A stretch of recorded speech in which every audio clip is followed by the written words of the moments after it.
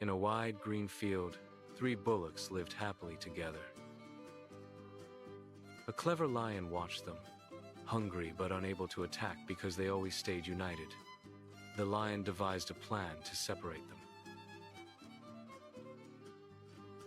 It whispered lies to the black bullock, making it believe its friends disliked it. Hurt and confused, the black bullock distanced itself from the others. Soon, the bullocks stopped talking and drifted apart, losing their trust and strength. Seizing the moment, the lion attacked the brown bullock first, chasing it away into the forest.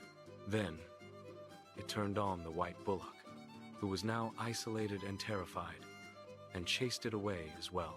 Finally, only the black bullock remained, alone and vulnerable.